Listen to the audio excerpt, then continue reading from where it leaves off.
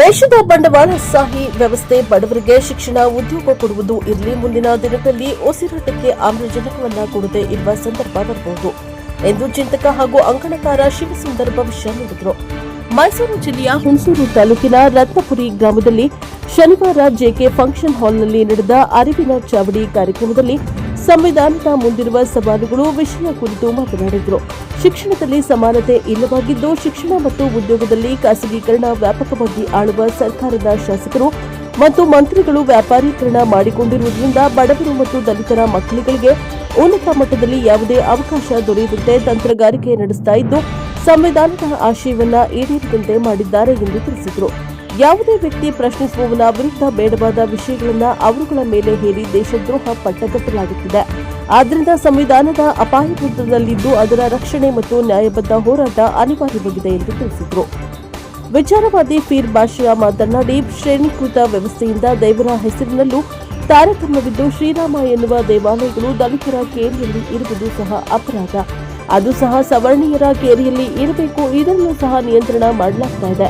ವೈಜ್ಞಾನಿಕ ಯುಗದಲ್ಲೂ ಸಹ ರಾಷ್ಟ್ರೀಯ ರಾಜಕೀಯ ನಾಯಕನಾದ ಎಂ ಮಲ್ಲಿಕಾರ್ಜುನ ಖರ್ಗೆ ಅವರು ದಲಿತ ಎಂಬ ಕಾರಣಕ್ಕೆ ಭಾಷಣ ಮಾಡಿದ ಜಾಗವನ್ನು ಶುದ್ಧೀಕರಣ ಮಾಡುವ ಮನಸ್ಥಿತಿಯಲ್ಲಿರುವವರ ಮಧ್ಯೆ ನಾವಿದ್ದೇವೆ ಎಂದು ಮೇಲೆ ದೇಶದಲ್ಲಿ ಹೀಗೆ ಸಮಾನತೆಯನ್ನ ಉಳಿಸಲು ಸಾಧ್ಯ ಎಂದು ಪ್ರಶ್ನೆಯನ್ನ ಮಾಡಿದರು. ಪ್ರಕೃತಿಯನ್ನ ಸಂಸ್ಕೃತಿಯಾಗಿ ಮಾಡಿಕೊಂಡು ಪುರೋಹಿತ ವರ್ಗ ಅಸಹಾಯಕ ಮನಸ್ಥಿತಿಯನ್ನ ಮತ್ತಷ್ಟು ದುರ್ಬಲಗೊಳಿಸಿ ಅವರ ಜೀವನದ ಜೊತೆ ಚೆಲ್ಲಾಟವಾಡಲಾಗ್ತಾ ಇದೆ. ಆದ್ದರಿಂದ ಜಾಗೃತರಾಗಿರಬೇಕು ಎಂದರು. ಮತ್ತೊಬ್ಬ ಚಿಂತಕ ಬಿ ಶ್ರೀಪಾದ ಭಟ್ಟ ಮಾತನಾಡಿ ಹೇಳಿದರು. Bureau report, Prajapower TV, Hunsur. ಉತ್ತರವೇ ಪ್ರಶ್ನೆಯಾಗಿದೆ. ಈಗ ಪ್ರಶ್ನೆ ನಿಮ್ಮದು. ನೀವು ಅದಕ್ಕೆ ಇನ್ನೂ ಆಳವಾಗಿ ಉತ್ತರ ಹುಡುಕಬೇಕು ಅಂತೇಳಿ ಇಂಥ ಶಿಬಿರಗಳಲ್ಲಿ ಇನ್ನೂ ಹೆಚ್ಚು ಭಾಗವಹಿಸಿ ಅಂತ ಅವಕಾಶ ಕಸ ಇದೆ ಅಂತ ಹೇಳಿದವರೆಲ್ಲ ದೇಶದ್ರೋಹಿ ಮತ್ತು ಕಸವನ್ನು ಇನ್ನೂ ಬೆಟ್ಟ ಮಾಡ್ತಿದ್ದಾರೆ, ಗುಡ್ಡ ಮಾಡ್ತಿದ್ದಾರೆ. ಆ ಕಸದ ಗುಡ್ಡವನ್ನು ನಮ್ಮ ತಲೆ ಮೇಲೆ ಹೊರಿಸ್ತಿದ್ದಾರೆ. ಇದು ನಮ್ಮ ಸಂವಿಧಾನ ಎದುರಿಸ್ತಿರೋ ಅತಿ ದೊಡ್ಡ ಸಮಸ್ಯೆ. ಇದಕ್ಕೆ ಹೆಂಗೆ ಪರಿಹಾರ? ಸಮಸ್ಯೆ ಎಲ್ಲ ಇಷ್ಟು ಚರ್ಚೆ ಮಾಡಿ ನಾನು ಹೇಳಿದ ಇವರು ಬದುಕ್ತಾರೆ.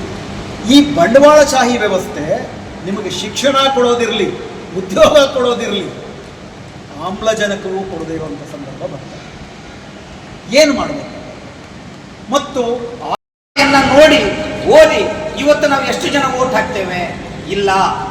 ಚುನಾವಣಾ ಪ್ರಣಾಳಿಕೆಯ ಆಧಾರದಲ್ಲಿ ಪ್ರಜಾಪ್ರಭುತ್ವವನ್ನು ಕಟ್ಟಬೇಕಾಗಿರುವ ಬದಲಿಗೆ ಇವತ್ತು ಈ ಸಂಸ್ಕೃತಿ ನಮ್ಮನ್ನು ಆವರಿಸಿಕೊಳ್ಳುವಂತಹ ಹಿನ್ನೆಲೆಯೊಳಗೆ ನಾವು ಆ ಸಂದರ್ಭದಲ್ಲಿ ಹುಟ್ಟಿರ್ತಕ್ಕಂಥ ಕೆಲವೊಂದು ವಿವಾದಗಳು, ಘೋಷಣೆಗಳು, ದೇವಸ್ಥಾನ ಕಟ್ಟುವಂಥದ್ದು, ಯಾತ್ರೆ ಮಾಡುವಂಥದ್ದು ಅಥವಾ ಈ ಬಗೆಯ ಒಂದು ಆಮಿಷಗಳಿಗೆ ಬಲಿಯಾಗಿ ಜನ ಒಂದು ರಾಜಕೀಯವಾದ ತೀರ್ಮಾನವನ್ನು ತೆಗೆದುಕೊಳ್ಳುವಂಥ ಪರಿಸ್ಥಿತಿ ಬರುತ್ತೆ. ಅಂದರೆ ನಮ್ಮ ಮಿತಿಯನ್ನು ಕಂಟ್ರೋಲ್ ಮಾಡಲಾಗ್ತಾ ಇದೆ ಅಂತ.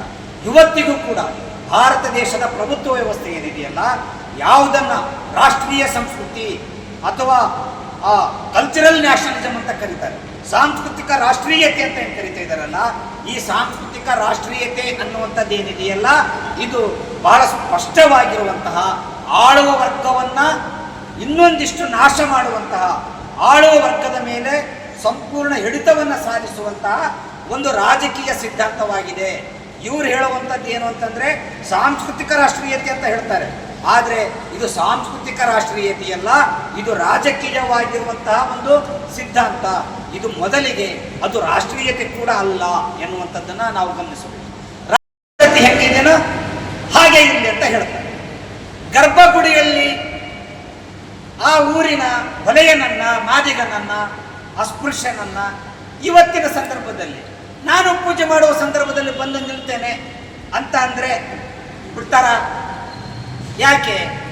ಯಾಕೆ ಅಂತಂದರೆ ಇದೇ ಜಾತವರ್ಣ ಪದ್ಧತಿ, ಇದೇ ಜಾತಿ ವ್ಯವಸ್ಥೆ ಮತ್ತು ಸೋಕಾಲ್ಡ್ ಸಂಸ್ಕೃತಿ ಅಂತ ನೀವೇನು ಕರಿತೀರಿ, ಈ ಸಂಸ್ಕೃತಿ ನಮ್ಮನ್ನು ಹಾಗೆ ನಂಬಿಸಲಾಗಿದೆ.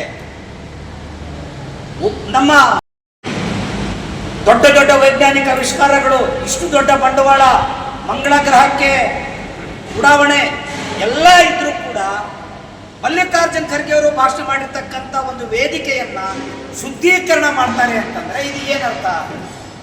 ಅಂದ್ರೆ ಬ್ರಾಹ್ಮಣೀಕರಣ ವ್ಯವಸ್ಥೆ ಅಥವಾ ವೈದಿಕೀಕರಣ ವ್ಯವಸ್ಥೆ ನಮ್ಮನ್ನು ಈ ತನಕವೂ ಕೂಡ ಆಳ್ತಾ ಇದೆ ಎನ್ನುವಂಥದ್ದೇ ಅರ್ಥ. ಇವತ್ತಿಗೂ ಕೂಡ ಗ್ರಾಮೀಣ ಪ್ರದೇಶಗಳಲ್ಲಿ ಜಾತಿ ವೈಷಮ್ಯ ಜಾಸ್ತಿ ಆಗ್ತಾ ಇದೆ ಅಥವಾ ಮುಂದುವರಿತಾನೇ ಇದೆ. ಪ್ರಜಾಪ್ರಭುತ್ವ ಬಂದದೇ ನಿಜ, ಆದರೆ ಜಾತಿ ವ್ಯವಸ್ಥೆಯನ್ನು ನಾವು ತೆಗೆದುಹಾಕೋದಕ್ಕೆ ಸಾಧ್ಯ ಆಗಿದೆಯಾ? ಇಲ್ಲ.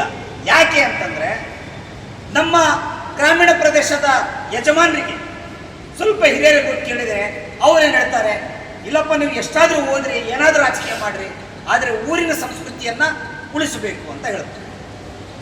ನೀವು ಜಾತ್ರೆ ತೇರೆಳೆಯುವಂತಹ ಸಂದರ್ಭದೊಳಗೆ ಜಗಳ ಯಾಕೆ ಕಡಿಮೆ ಆಗ್ತಾರೆ? ಸೊ ಸರ್ಕಾರ ಯಾವುದೇ ಕಾರಣಕ್ಕೂ ನೇಮಕಾತಿಗಳನ್ನು ಮಾಡ್ಕೊಳ್ಳೋದಿಲ್ಲ. ಉದ್ಯೋಗ ನೇಮಕಾತಿ ಸಾಧ್ಯವೇ ಇಲ್ಲ, ಅವ್ರ ಇದ್ದೇ ಇಲ್ಲ.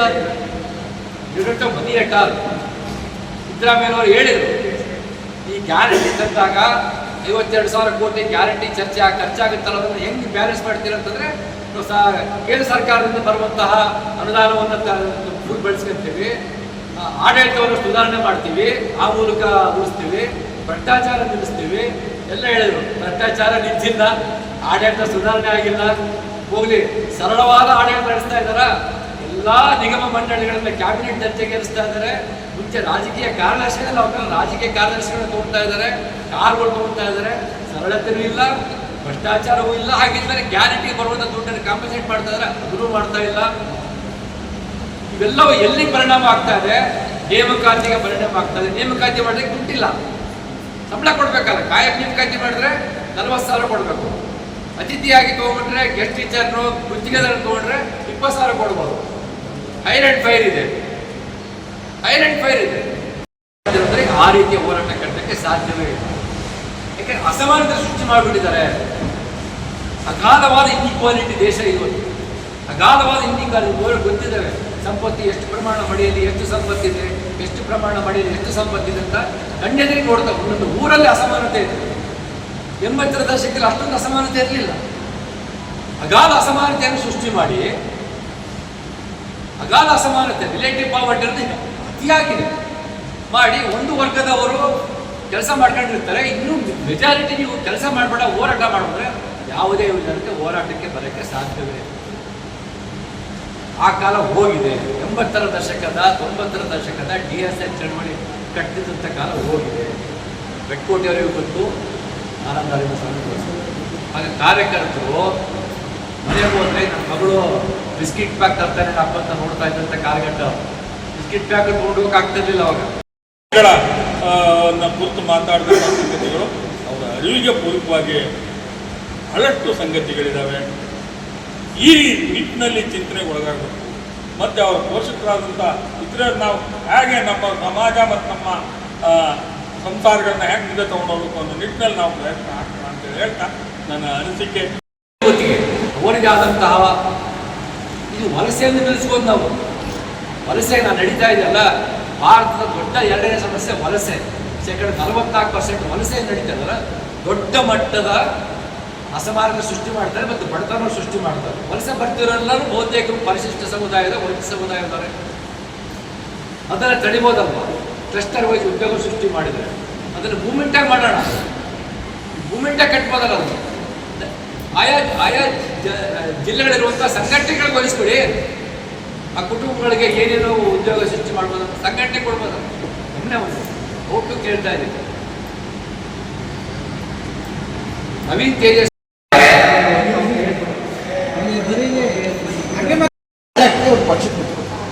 ಸಾರ್ವಭೌಮತೆಯ ಅರ್ಥ ಇದು. ಸಾರ್ವಭೌಮರು ಜನರು. ಸೊ ಜನರು ಸಾರ್ವಭೌಮರಾದಾಗ ಏನ್ ಮಾಡಬೇಕು? ಭೂಮಿ ಯಾರಿಗೆ ಸೇರಿದ್ದು ಅನ್ನೋದನ್ನ ಯಾರು ಕೇಳಿ ತೀರ್ಮಾನ ಮಾಡ್ಬೇಕು ಸರ್ಕಾರ? ಭೂಮಿಯ ಸಾರ್ವಭೌಮತೆ ಯಾರಿಗೆ ಸೇರಿದ್ದು? ನಮಗ್ ತಾನೇ ಸೇರಿದ್ದು, ನಮ್ಮನ್ನು ಕೇಳಬೇಕು. ಈ ದೇಶಕ್ಕೆ ಕೈಗಾರಿಕೆ ಏನ್ ಬೇಕು ಅಂತ ಯಾರನ್ನು ಕೇಳಬೇಕು? ನಮ್ಮನ್ನು ಕೇಳಬೇಕು. ಯಾಕಂದ್ರೆ ಸಾರ್ವಭೌಮರ ಒಂದು ಪಕ್ಷಕ್ಕೆ ಸಾರ್ವಭೌಮತೆಯ ಅರ್ಥ ಇದು. ಸಾರ್ವಭೌಮರು ಜನರು. ಸೊ ಜನರು ಸಾರ್ವಭೌಮರಾದಾಗ ಏನ್ ಮಾಡಬೇಕು? ಭೂಮಿ ಯಾರಿಗೆ ಸೇರಿದ್ದು ಅನ್ನೋದನ್ನ ಯಾರು ಕೇಳಿ ತೀರ್ಮಾನ ಮಾಡ್ಬೇಕು ಸರ್ಕಾರ? ಭೂಮಿಯ ಸಾರ್ವಭೌಮತೆ ಯಾರಿಗೆ ಸೇರಿದ್ದು? ನಮಗ್ ತಾನೇ ಸೇರಿದ್ದು, ನಮ್ಮನ್ನು ಕೇಳಬೇಕು. ಈ ದೇಶಕ್ಕೆ ಕೈಗಾರಿಕೆ ಏನ್ ಬೇಕು ಅಂತ ಯಾರನ್ನು ಕೇಳಬೇಕು? ನಮ್ಮನ್ನು ಕೇಳಬೇಕು. ಯಾಕಂದ್ರೆ ಸಾರ್ವಭೌಮರ